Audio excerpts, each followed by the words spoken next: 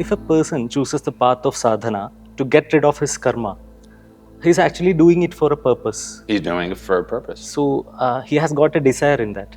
Mm-hmm. So will it work? Doing Well- sadhana with a desire. Well, the challenge when you start to look at things like that is, what is there in the world that is not influenced in some way or other by desire?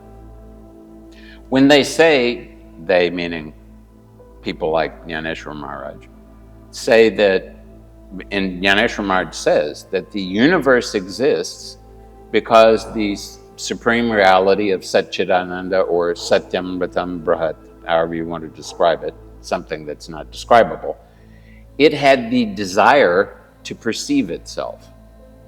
Because in the same way that you and I need a mirror to see our faces, if you are a singularity, there is nothing outside of you. How can you know what you are? You can experience what you are, but you can't experience it from any position that is outside you, because there is nothing outside you. There's only one reality. So that desire, and of course we're using the word desire, so to you and I talking about the supreme reality is, we're not going to be able to even imagine. We can imagine that we are able to think how the supreme reality might have thought, but I mean, that's just our imagination. Within the limitations of our buddhi. Within the limitations of our buddhi, we can think that there was somehow there was a spontaneous desire on the part of that reality that it should experience itself. And according to the Sankhya Yoga Darshana, then in that moment Prakriti was created, and then Prakriti, of course, her desire, immediate desire, was to return to Purusha. But because she, and there is, the only difference between Purusha and Prakriti is that Purusha knows that they're both identical, and Prakriti believes that she is separate. And she's supposed to believe that, otherwise the natak cannot exist. If you have a drama, the people who are the actors have to believe that they are whoever their character is during the drama. Afterwards, they will all get together and go have some pani puri or whatever, but during the time the natak is going on, they have to actually believe that. So Prakriti has to believe that she is different, even though that is not accurate. But now that we've started off with things not being accurate, then of course she tries to perceive Purusha, and she can do it very well, except not perfectly, because she is under the impression that she is doing it. And that perception creates mahat, or buddhi.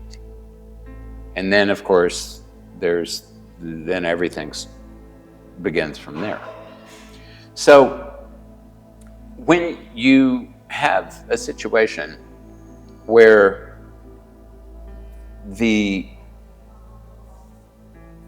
it is said that the supreme reality itself has somehow or another experienced or expressed a desire, then that would suggest that desire is at the basis of all creation. All of the jagat is founded fundamentally on desire. So the Tantric approach is you should use the very thing that would cause you to become more enmeshed in unreality. You should use that thing to help you become separated from unreality. So Vimalanandaji would say it is totally legitimate to have the desire to be able to recognize the fact that you are not different from that supreme reality. So that is now, how that desire might manifest, of course, depends a lot on you. So you have the desire to, and sometimes it's a very subtle kind of motivation that is driving you that is not going to benefit you. Like, oh, I want to achieve this so that everybody will be impressed with me, and I will be able to, I'll be served chai and nashta everywhere I go, and I will be and people will bow down, et cetera, et cetera. And there's even if you don't have that kind of the desire, then you have the desire, okay, I want to achieve this. But of course, it's you want to achieve that. Who exactly are you? You're a very limited personality that is almost certainly not going to continue to exist after this physical body no longer exists. But you are identifying with yourself as the person who is expressing this desire. And Vimalananda emphasized again and again, any action that you perform, imagining that you are doing it, identifying yourself as the person who is performing the action, that action is going to gain karma. It is going to create a karma that you are going to have to, sometime or another, experience the results of. So, then you have to kind of get into the position where you were saying, well, I see where I am right now. Here I am. I am in this condition of being in the panchabautic shrishti. Everything has been created here. I am living in the world of earth, water, fire, air, and space. And I'm limited by all kinds of, I'm getting hungry, I'm getting thirsty, I have to sleep. What about, there's roti, kapada, or makan, all of these things have to be taken care of. This is very inconvenient. I recognize that I have an awareness, and my awareness has the potential to be something greater than the awareness that I'm able to perceive. And that's because I know that my limitations, by virtue of being in this physical body, are the limitations of the physical body. Now, I'm thankful to the physical body, because if it was not for that, I would not have, if I was still living as an insect or a tree or even a lion or a deer or whatever, I would still be simply performing the action that has been engineered by Mula Prakriti, by nature, over millions and hundreds of millions of years. Each species has its purpose in the ecology of nature. And so Vimalananda was very emphatic that trying to turn away from nature, insult nature, is a very unwise thing, because it is thanks to her that we are here. And just as if you want to not be making a great and very undesirable karma, and you want to, let's say, go off and do something different than everyone else, it's very useful to have the blessing of your parents, for example, because Matru Devo Bhava, Pitru Devo Bhava, Acharya Devo Bhava, Bhumi Devo Bhava.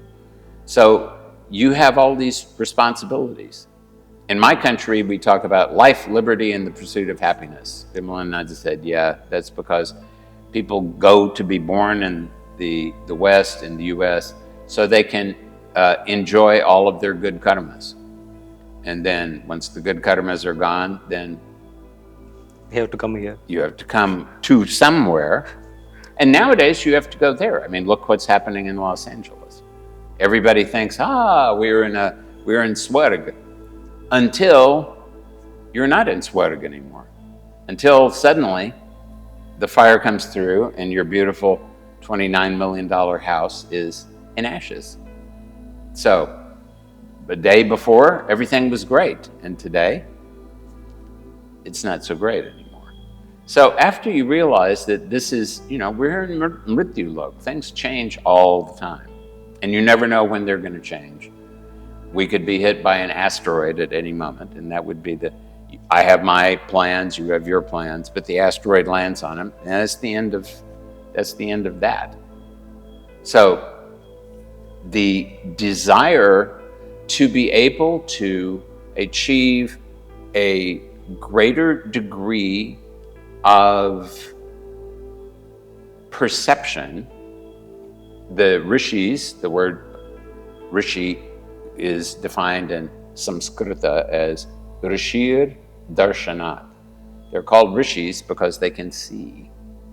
So the difference between them and you and me is the Rishis see something and it is created. You and I see things, but we don't actually see them accurately because we're just sampling from the electromagnetic spectrum, and then we're generating an image of how things look to us. And it's useful, and we can make use of that, but it's easy to get diluted by that because it's just an image that's being generated by our sampling. And of course, because our species has certain desires. One desire is to continue replicating, so there will be more humans. And another desire, of course, is for our species to become the most important species, which we have done currently, though that's not going to last for very long. So their desires is happening at all kinds of different levels. There's desire, we talk about as if we are somehow separate from our bodies, but our bodies are what are providing us with the neurotransmitters to allow us to think. And our bodies, part of that is being created by the human cells, and part of that is being created by the microbiome, which is totally non-human altogether. All of this is working together, and all of it is working with various specific desires. So if you really want to be able to move into a different direction, you have to make everybody understand that cooperation is useful. And if you want to make your body understand, and of course it's easier to do this when you're older, you will remind the body that you are not permanent. And you are, in fact, the older you get, the closer you're headed to the smashan. You're not going to exist. So then you have to ask your body that, okay, what would you rather do? Would you rather just end up in the smashan and get burned? Or would you rather be part of an experience that, by virtue of me, the personality, evolving in a positive direction, that's going to cause all of you to evolve in a positive direction also? And you have to be a good politician when it comes to talking to cells, especially non-human cells that really, they're happy that they're there, and they don't recognize quite so easily that they're only here because of this big organization that is permitting them. They're essential for us, but if we weren't there, their happy society would not exist either. So everybody has to recognize that there's going to be great benefit if we all work together and move in the direction of getting beyond all of the desires, except for the desire to reach the Supreme. And often, said Vimalananda, the best way to do that is not try to go directly to the Supreme, but go to a Devata. And go to a Devata because Devatas have guna, nama, rupa. They have all kinds of things that we can easily grab hold of. And if you pay attention to, if you do dhyana of a Devata, and your guru could be your devata. If you do dhyana of the devata all the time, and you recite the appropriate mantra, and you live in the appropriate way, you will create inside your own sukshma sharira, you will create an image of the devata that will actually come to life because your sukshma sharira is alive. But it will just be an image. And a lot of people, this is not an easy thing to do, but a lot of people will create that image, believe that it is the devata, and stop there.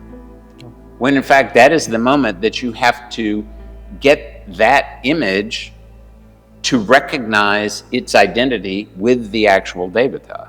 Then you're at the devata, and then from the devata itself can connect you to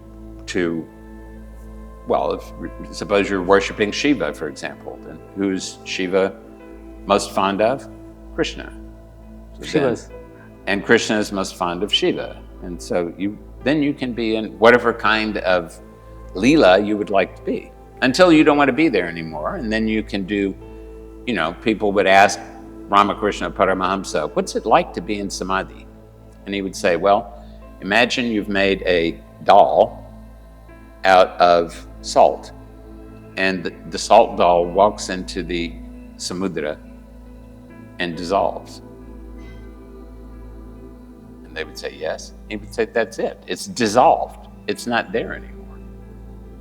So we have rishis who, according to our granthas, have lived for, Kakabhushundi Rishi supposedly has lived for 27 kalpas. It's a long time. But he does that because every kalpa there is going to be several different manvantras, and every manvantara will be many, many different mahayugas, and in each mahayuga there will be a Rama. And he wants to have darshan of Rama in every mahayuga. And so he's been willing to remain for all these kalpas. At some point, he will probably feel like he has lived long enough, and then he will dissolve, and that will be that. So you're saying that Devata acts like a bridge between microcosm and macrocosm? Definitely, because the Devata itself is a bridge. Because, look at the fact that back in the time of the Vedas, we had Devatas like Pushan. Who worships Pushan anymore? Nobody. Back at that time, who we worship as Shiva now was Rudra. And Rudra was not a member of polite Devata society. People worshipped him because out of fear. Out of fear. And they called him Shiva because they were hoping he would act in an auspicious fashion. He was not ever given part of the no bhaga from the Vedic sacrifice. He only got the uchishta, the leftovers. And now where is he? So it was the same way with Vishnu. Back in the Vedas, Vishnu was 1 out of 12 Adityas. And now he is supreme. So the Devatas are evolving also, because the Devatas are a co-creation of those cosmic forces and human beings. And that's why we have, for Ganapati, for example, Ganaka Rishi was the Rishi who created the mantra for Ganapati. And Ganaka Rishi, there were Ganapatis before. There have been Ganas all the time, all kinds of ethereal beings out there. But Ganapati, back in the days of the Vedas, was not the same as the Ganapati that we think of as being 6 years old. You can bribe him with sweets, and he happens to have the head of an elephant, and he rides around on a chuba, a very small mouse. But before that, it is said, or I've heard it said, that Ganapati was more likely to create vignas instead of remove them. So Ganaka Rishi, and the Rishis, they can sit and do penance for 10,000 years. It doesn't make any difference to them. So he's sitting there. He was thinking, we should get Ganapati to be our ally instead of having him just be, one of these problematical characters. And so he just started seeing that. And he recognized that it was going to take a while. And who knows how long it took? 100 years, 1,000 years, 10,000 years. But he's a rishi. What does he care? He has an intention. So this is a desire. I'm going to help people out by creating a very friendly and cooperative kind of Devata who is most of the time going to take away vignas, unless you really are, creating a lot of trouble, in which case he will pile the vignas on top. But who might have created the naughty one?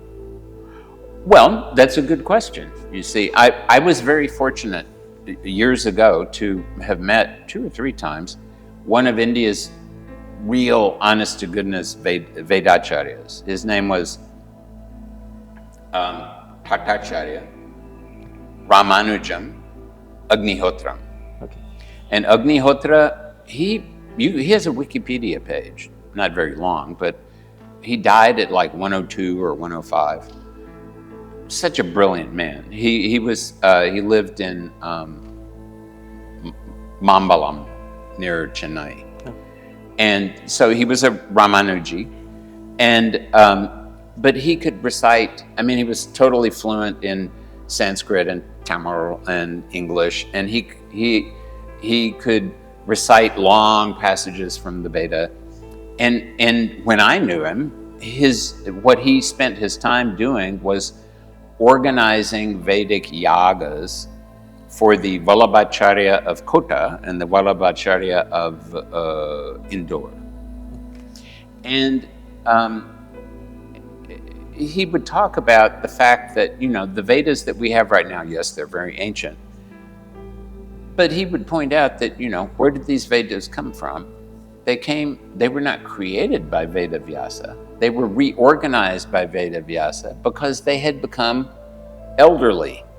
They weren't, they had the order that had been created way far beyond them, 5,000 years ago, way far beyond them, had been, they'd all get jumbled up, and Veda Vyasa had to put them back into order. So Agnihotram used to say, we're talking, the Vedas are very ancient, absolutely, but they're these are the recent Vedas. These are not the old Vedas are something totally different. So what Devatas there were back then, and those were the previous Vedas. And there have been the Vedas,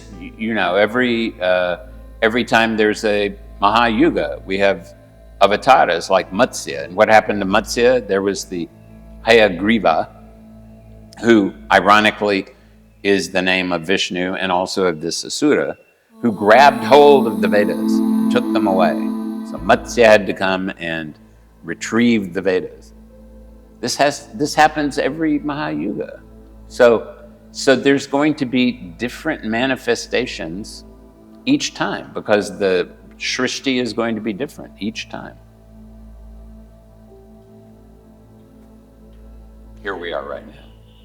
We're in this so we have these Devatas.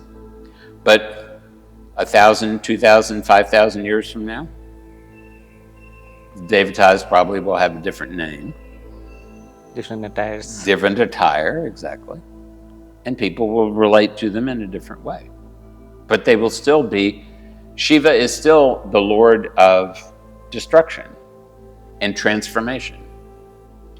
So right now we think of him as having, he's got a wife and 2 children and a bull and a trishul,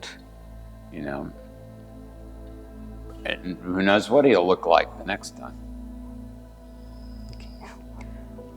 And so in the past, we had many families who dealt with medicine and martial arts, etc. They all had some kind of tantric practice at their Yes. home. So we don't see that much often now. In your opinion, how important is Tantra for a person who practices Ayurveda or any kind of medicine, martial arts?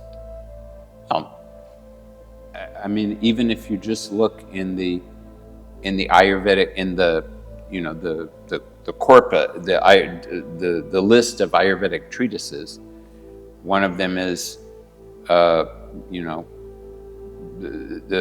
they talk about Prasuti Tantra. They're not talking. They don't speak of Prasuti Shastra. It's Prasuti Tantra, Yeah. because it is it is a very specific kind of, if this happens, then you need to do this. If this happens, you need to do this. So it's all schematized very clearly. Agnihotram used to say that, you know, creating a yaga, a Vedic sacrifice, he used to say it's all a matter of ritualizing. So it's going to happen in a particular month and a particular tithi.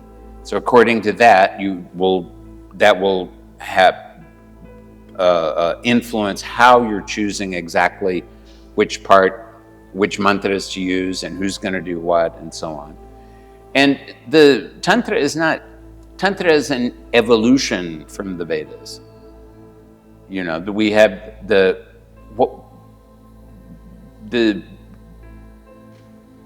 human beings were very different 5,000 years ago. And they had a very different way of interacting with reality. They didn't have all of this stuff that we have around us to keep us focused on the external world. So it was much easier for them to be in the internal world. And being in the internal world, they could go from loka to loka. They could organize their position in a very different way than you and I can, because they were different from you and me. So when people started, and you know, if you look in the Ayurvedic treatises, they say that, and especially I'm thinking of Charak, but I think this is also in Bhagavata, that there was a conference early on, and the conference, all kinds of Maharshis and Mahatmas came, and the question that everybody was asking themselves at the conference was, what are we going to do with all of these human beings that are living in cities and towns? So yes, we had the Harappa and Sumer and so on, but the majority of people were not focused on territory and urban environment. But maybe about 3,000 years ago, people started to really organize things in a way that were controlled by people living in cities. And the problem with living in a city, the good thing about living in a city is that everyone can cooperate. And that's how humans have done so well, because we work together. But the problem is also, if you're cooperating, you're communicating. But you're communicating diseases as well as good things. And so people were living in the city. They were not living out in nature, where they could directly connect to prana. Now they're connecting to the prana of other human beings, and the prana of food that has come from we don't know where, and it has been sitting for some time, and it's lost some of its good qualities. There's more tamas being present in it, and it becomes more difficult to digest. And the Agni is weaker than it ordinarily would be, because you're more sedentary. And there is, you know, when you live in a city, there's the eternal problem of kachada ka fekun. Where am I going to throw the trash? And so a lot of that trash starts to get accumulated into the sharira, into the body. And so the Rishis and the Maharshis and the Mahatmas all realized that the kind of Ayurveda that worked in the Atharva Veda was not going to work as well for most people during this part of Kali Yuga. Because during the Vedic era, people were living, they were kind of semi-nomadic, and they were living in smaller groups. They were directly connecting to the environment. And it was easier to maintain a very direct connection to the prana in the environment. And so, really, it was much more of a system, kind of like the medicine that shamans use nowadays. They would, like in the Atharva Veda, there would be a mantra, and maybe you would work on the doctor would have recited this mantra many times and accumulated the Shakti of that mantra. And then someone comes who needs something, and then they would use a vanaspati, like kushta, for example. And but the doctor now is mainly using the mantra and the knowledge that has been obtained by the Veda and putting that Shakti into the vanaspati. And then the Shakti goes into the patient. And because the patient does not have a lot of ama, and because the patient is very connected to the prana from the doctor can realign the prana in the patient. And then the patient automatically becomes, when you're well aligned with the environment, then that's what health needs. You have to have samatha, and of course, Sushruta says, samadosha, samagnischa, samadhatu malakriyaha. But it has to be samatha, not just in the microcosm, but in the macrocosm also. You have to have a relationship of samatha with the environment you live in. So you say that medicine along with mantra is going to create a better effect. Yes. But of course, in order for that to work nowadays, people have to be able to generate the sufficient Shakti with the mantra in order for it to be able to have an effect. And that's where the Tantra comes in, because Tantra is all about, here's the mantra. What is the dhyana vidhi? How many times do you have to recite it in order for for it to be one anushtana?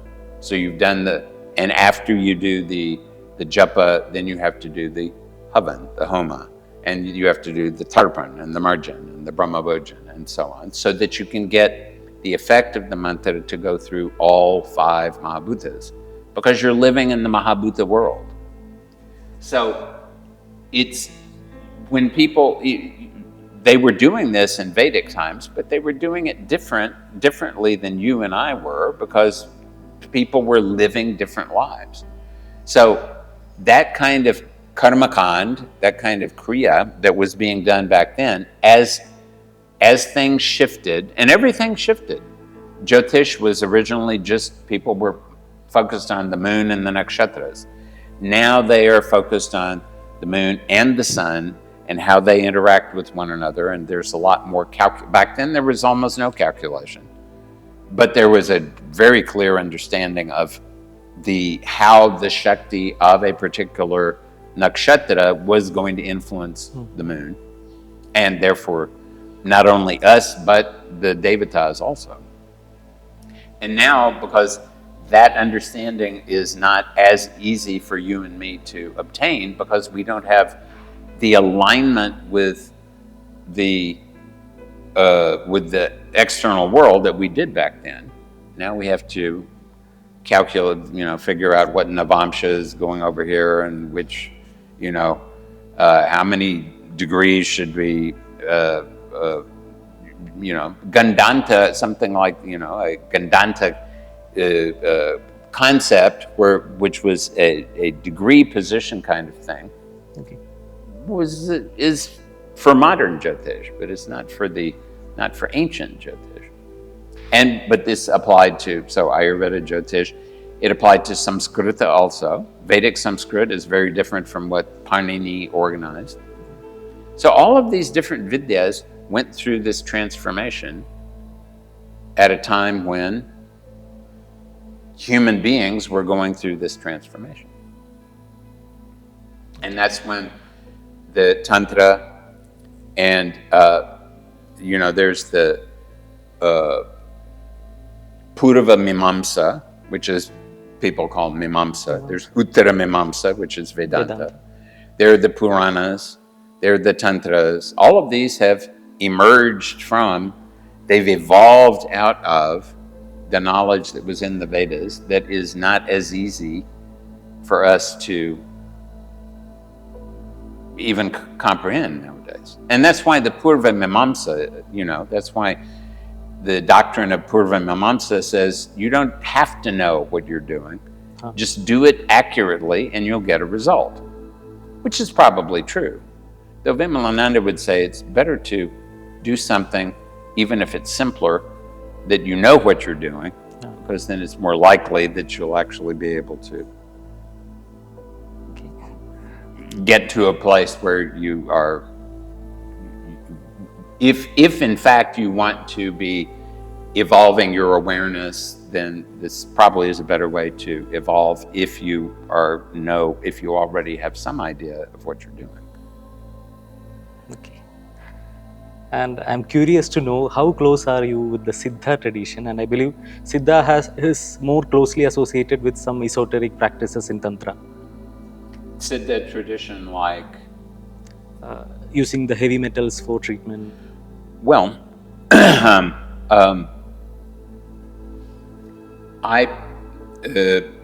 can say that Vimalanandaji did show me how to create a couple of medicines, and I have taken quite a bit of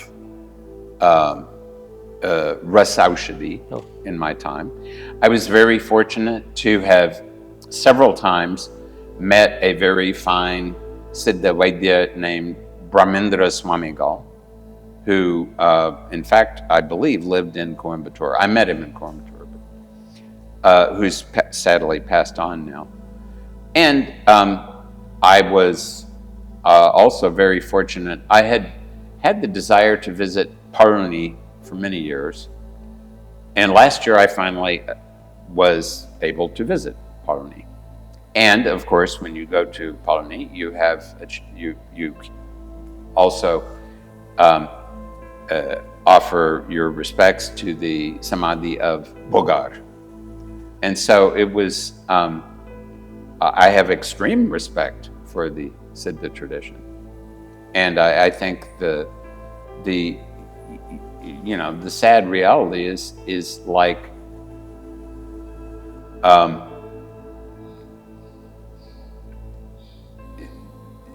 it's much easier for knowledge to become lupta, to become lost, than it is for it to be preserved. And there are many reasons for this, but one reason is, suppose I'm a person who has a certain kind of knowledge, and it's very powerful knowledge. And suppose I don't find any kind of shishya that is yogya, that is adhikara to have that knowledge. If I give knowledge to someone who is not adhikara, and that person goes out and misuses it, who gets the karma? Well, that person gets a bunch of the karma, but how could he misuse it? So a lot of the karma. So you'll also be a part of it. I will definitely be a part of it. So many times, and Vimalananda emphasized that, many times what happens is people simply, he would say getting a guru is a great blessing, but getting a good shishya is a much bigger blessing. Because when you have all of this knowledge, it has to go to the right patra, it has to go to the right vessel so that it can be, what does the word parampara mean? Para means beyond, but it's not just beyond, it's param and then para. So it's beyond, you have to think not just of, here's somebody who will be an adequate shishya, but no, you have to think about what will that person, will that person find an adequate shishya? And will that person find an adequate shishya? It should flow eternally. it should flow in eternally. It has to flow. And, I think it's fair to say that if you feel like you are confident that you can, you feel like you were starting something, and at least there should be 7 generations. Eternally is a long time, of course, but at least 7 generations should be there, that you have your shishya, and that shishya's shishya, and then the next shishya, and so on. So, and of course, for the really great Siddhas and Munis, and they bring their own shishyas with them. But if it was so easy to do that, we'd find jnani, anubhavi, experts everywhere. But we don't. So, ye dunya badi katin hai. Ghor. Ghor.